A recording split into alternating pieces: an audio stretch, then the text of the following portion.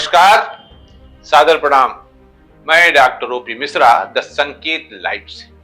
आज हम बात करेंगे उत्तर प्रदेश में नौकरी के लिए होने वाली परीक्षाओं के बारे में, परीक्षाओं में होने वाली धांधली के बारे में, तारीख पर तारीख बदलने के बारे में, तथा अभ्यर्थियों की कोई बात न सुने जाने और न समझे जाने के बारे में। हम बात करेंगे पेपर लीक होने और लीक कराने के बारे में।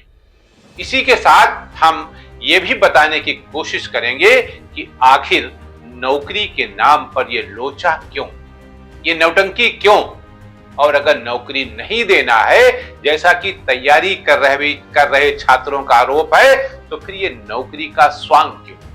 स्वांग शब्द का चयन हमने यहां इसलिए किया है क्योंकि नौकरी की तलाश में धक्का खा रहे छात्रों का यही आरोप है।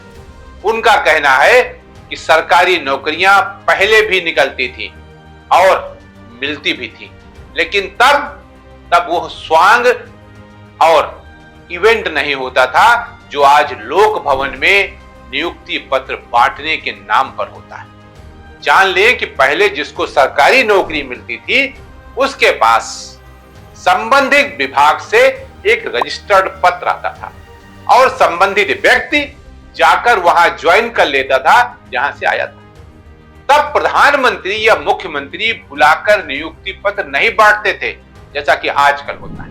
अब मैं आदरणीय प्रधानमंत्री जी से प्रार्थना करती हूं कि वे रिमोट का बटन दबाकर 51,000 से अधिक नियुक्ति पत्रों के वितरण का शुभारंभ करें।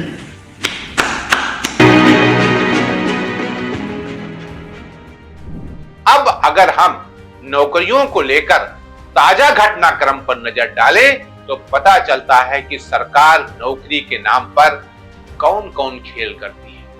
69,000 शिक्षकों का मामला आज भी लंबित है सुप्रीम कोर्ट में। हो सकता है कि आज उस पर कोई जजमेंट आ जाए। क्या होगा कुछ कहा नहीं जा सकता। जिनको नौकरी मिली थी वे नौकरी में रहेंगे या जाएंगे ये भी नहीं पता। जिनको नौकरी नहीं मिली थी उनको क्या नई व्यवस्था में मिलेगी ये भी नहीं पता। इसी तरह उत्तर प्रदेश में एक बार फिर नौकरी को लेकर बखेड़ा खड़ा हो गया। ये नौकरियां हैं पीसीएस और आरओ। इन नौकरियों के लिए एग्जाम कराने का जिम्मा जो है यूपीपीएससी के पास है, लेकिन वो नित नई बातें बता रहा है जिसमें छात्रों में जबरदस्त आक्रोश है। लेकिन आयोग की भी अपनी मजबूरी है शायद। आयोग के एक अधिकारी ने तमाम आश्वासन के बाद द संकेत लाइव को बताया कि हम क्या कर सकते हैं, हम तो सरकार की मंशा को ही अमली जामा पहना सकते हैं और वही कर रहे हैं। वो इस बात से कतई इनकार नहीं करते कि हम एक दिन में इम्तिहान कराने में सक्षम नहीं। वे कहते हैं कि हम केवल मशीन का पुर्जा हैं, मुकम्मल मशीन नहीं। जबकि अभ्यर्थी समझते हैं कि हम उन्हें किसी न किसी बहाने टरका रहे हैं। हो सकता है कि यही वो प्रमुख कारण हो जिसके चलते कल प्रयागराज में आयोग के ऑफिस के सामने जमकर विरोध प्रदर्शन हुआ, लाठीचार्ज हुआ। यद्यपि पुलिस के एक अधिकारी का जो बयान आया है उसमें वे कहते हैं कि कहीं कोई बल प्रयोग नहीं किया गया है, शांतिपूर्ण प्रदर्शन चल रहा है। लेकिन तस्वीरें देखिए और वीडियो देखिए तो कुछ और ही कह रहे हैं।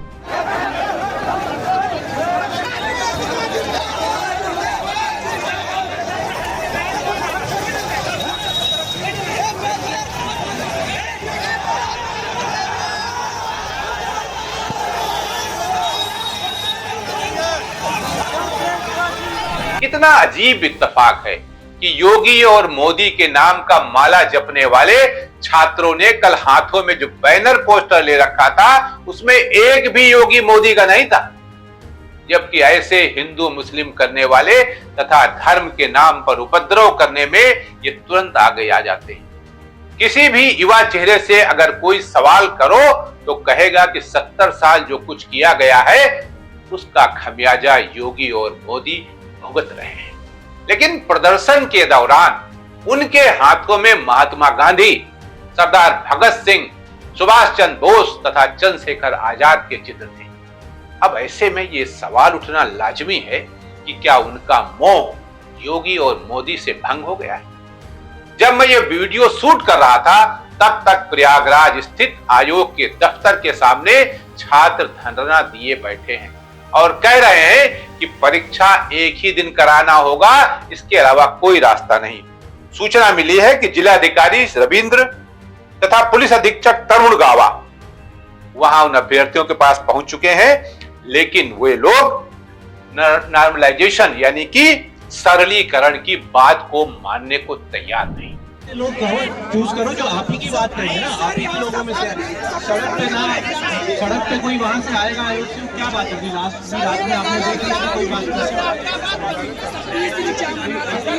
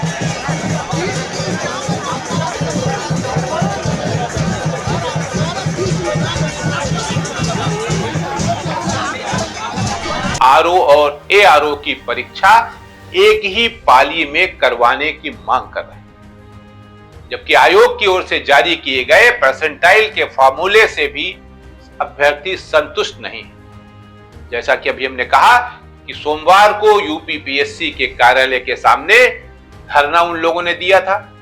इस बात का विरोध भारतीय जनता पार्टी के एमएलसी देवेंद्र प्रताप सिंह ने भी किया।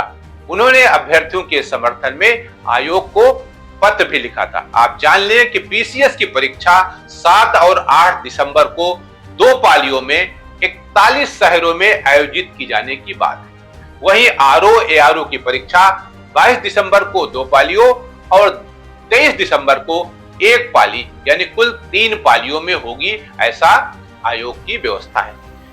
पीसीएस की परीक्षा पहली बार एक से अधिक पाली में आयोजित की जा रही है। यह अपने आप में काफी दिलचस्प है। आयोग ने अलग अलग पालियों में परीक्षा होने पर मूल्यांकन प्रक्रिया के लिए कमेटी गठित की थी। इसके आधार पर 5 नवंबर को मूल्यांकन का फार्मूला जारी किया गया था, जिसमें परसेंटाइल निकालने की विधि बताई गई थी। परसेंटाइल की प्रक्रिया को लेकर बहुत से अभ्यर्थी संतुष्ट नहीं है। उनका कहना है कि शिफ्ट में अभ्यर्थियों की संख्या स्कोर को प्रभावित करेगी। अलग अलग पेपर के डिफिकल्टीज लेवल को भी समान रखना संभव नहीं होगा। अगर सवाल गलत होते हैं तो शिफ्ट वार उनकी संख्या में अंतर भी परसेंटाइल को प्रभावित करेगा। इसलिए आयोग को एक ही पाली में परीक्षा करवानी चाहिए। अभ्यर्थियों का कहना है कि भाई लाखों की भीड़ कुंभ के मेले में आ जाएगी, वो एक ही मैनेज हो जाता है, और ये क्यों नहीं मैनेज हो पा रहा है? हमारे पास 75 जिले हैं और हर जिलों में एक गवर्नमेंट कॉलेज तो होता ही होता है इंटरमीडिएट। इसके अलावा ब्लॉक लेवल पर तमाम, अगर वो जैसा कि आयोग कह रहा है कि हम प्राइवेट सेक्टर के स्कूलों में परीक्षा नहीं करवाएंगे क्योंकि वहां नकल होने की संभावनाएं ज्यादा हैं। इसके जवाब में अभ्यर्थियों को कहना है कि मान्यवर, पेपर लीक तो पिछली बार वहीं से हुआ था ना जहां पेपर छपा था, स्कूलों की बात कहां से आ गई? तो ये आपस में खींचातानी चल रही है। सोशल मीडिया पर परीक्षा के खिलाफ अभियान शुरू हो गया है। जैसा कि हम जानते हैं, वहीं एमएलसी देवेंद्र प्रताप ने अपने पत्र में लिखा है कि इससे पहले भी आयोग 10 लाख से अधिक अभ्यर्थियों की परीक्षा एक पाली में करवा चुका था, इसलिए इस बार भी कोई समस्या नहीं होनी चाहिए। आयोग की स्केलिंग प्रक्रिया पर भी पहले भी सवाल उठ चुका है, जिसके चलते उसे निरस्त करना पड़ा था। एमएलसी ने सुप्रीम कोर्ट के हालिया फैसले का भी तर्क दिया है, जिसमें कहा गया है कि जब प्रक्रिया चल रही हो चयन की या भर्ती की, तो उसमें संशोधन बीच में नहीं किया जा सकता। लेकिन आयोग का दावा है कि नॉर्मलाइजेशन की प्रक्रिया से मेरिट पर प्रभाव नहीं। नॉर्मलाइजेशन घपले घोटाले की जड़ है। पता नहीं चल पाएगा नॉर्मलाइजेशन में कि किसको कितने अंक मिले, इसलिए नॉर्मलाइजेशन एक बेईमानी को करने का अधिकार मिल जाएगा। नॉर्मलाइजेशन का विचार आयोग को त्याग देना। और पहली बार ऐसा हुआ देश के किसी राज्य में कोई लोक सेवा आयोग की परीक्षा 2 दिन में नहीं होती। यूपी लोक सेवा आयोग की इस साल फरवरी में हुई सिपाही भर्ती और आरओ भर्ती परीक्षाओं के पेपर लीक हो गए थे, ये सबको पता है। इसको लेकर नियामक संस्थाओं पर बहुत सारे सवाल उठे। सरकार ने दोनों परीक्षाएं रद्द कर दी। इसके बाद परीक्षाओं को शुचितापूर्ण और निष्पक्ष ढंग से करवाने के लिए शासन स्तर पर कमेटी गठित की गई थी। कमेटी ने अपनी रिपोर्ट में परीक्षा प्रक्रिया में बदलाव को लेकर कई सुझाव दिए थे। इसमें एक सुझाव यह भी था, किसी भी भर्ती परीक्षा में एक पाली में 5 लाख से अधिक अभ्यर्थी न हो। इन सुझावों को समाहित करके 19 जून को इसका शासनादेश जारी किया गया। यूपीपीएससी की पीसीएस परीक्षा में 5.75 लाख है। 5 लाख तक पर व्यवस्था कर सकते हैं। अरे तो 75 लाख ही तो बढ़ रहे हैं, दिक्कत कहां आ गई। लेकिन चूंकि जो आयोग है वो ऐसा कराना नहीं चाहता, जबकि अभ्यर्थी इस बात पर अड़े हैं कि इससे नीचे कुछ होगा नहीं। अब देखना है क्या होता है। आरओ दोनों ही परीक्षाओं के लिए 10.76 लाख अभ्यर्थियों ने आवेदन किया है। इसलिए आयोग ने इन परीक्षाओं को एक से अधिक पालियों में करवाने का फैसला किया है। आयोग ने कहा है कि निजी संस्थानों को परीक्षा केंद्र नहीं बना सकते। उत्तर प्रदेश लोक सेवा आयोग ने परीक्षाओं की शुचिता और अभ्यर्थियों की सुविधा को अपनी प्राथमिकता बताया है। क्या प्राथमिकता है, ये तो वही जान सकते हैं। आयोग के प्रवक्ता ने कहा है कि आयोग की परीक्षाओं की शुचिता एवं छात्रों के भविष्य को, अरे भाई भविष्य अगर सुरक्षित और संरक्षित रखने की बात होती तो शायद पेपर लीक ही नहीं होता। का कहना है कि उसके उद्देश्य के लिए परीक्षाएं केवल उन केंद्रों पर कराई जा रही हैं जहां किसी प्रकार की कोई गड़बड़ियों की संभावना न हो। तो क्या मान्यवर इसके पहले गड़बड़ियां होती थी, इस बात को आप स्वीकार करते हैं कि नहीं स्वीकार करते हैं? परीक्षा में दूर दराज के परीक्षा केंद्रों पर कई प्रकार की गड़बड़ियां संज्ञान में आई हैं। इसका मतलब अब तक जो परीक्षाएं होती थी भर्ती के, उसमें गड़बड़ियां होती थी। छात्रों के भविष्य की अनिश्चितता बन जाती है। इसे खत्म करने के लिए एवं संपूर्ण परीक्षा को मेरिट के आधार पर संपन्न कराने के लिए इन केंद्रों को हटाया गया है। सोमवार को आयोग के प्रवक्ता ने बताया कि बस अड्डा रेलवे स्टेशन की 10 किलोमीटर की परिधि में राजकीय एवं वित्त पोषित शैक्षणिक संस्थाओं जो पूर्व में संदिग्ध व विवादित या काली सूची में न हो, वो ही परीक्षा केंद्र बनाया जा रहा है। इसका मतलब तो यही हुआ कि तमाम केंद्र जो जिले बाकी बचे हैं वहां सारे संदिग्ध हैं, वहां सब नकल होती ही है थोक में। इसका मतलब तो यही हुआ ना, क्योंकि आप 41 जिलों में करा रहे हैं और जिले हमारे यहाँ 75 हैं, तो फिर दिक्कत आ रही ना यही। इसका मतलब कि इन जिलों में जहां आप परीक्षाएं नहीं करा रहे हैं वहां पर्चा लीक होने की व्यवस्था है, ठेके पर नकल कराने की व्यवस्था है। जहां 5 लाख से अधिक अभ्यर्थी हैं वहां परीक्षा एक से अधिक पालियों में कराई जाने की व्यवस्था लागू की गई है, ऐसा आयोग का कहना है। इसी के तहत पीसीएस प्रारंभिक परीक्षा 7 और 8 दिसंबर को और आरओ परीक्षा 22 व 23 दिसंबर को 3 पालियों में होगी। हम आपको बता दें कि पुलिस ने परीक्षार्थियों को लाठी लेकर दौड़ाने वाली जो बात कल कही है, उसके जो वीडियो आपके सामने आए हैं वो बता रहे हैं कि जमकर लाठीचार्ज हुआ है। अब क्योंकि सरकार ये नहीं चाहती है कि इस तरह के सवाल उठे, इसलिए प्रशासन चुप है, उसको ये स्वीकार नहीं कर रहा है कि ऐसा हुआ है, जबकि वीडियो बता रहे हैं कि ऐसा हुआ है। और आज कि मंगलवार है, आज भी अभी पूरी रात वहां अभ्यर्थी सड़कों पर पड़े रहे, लाइट तक काट दी गई थी।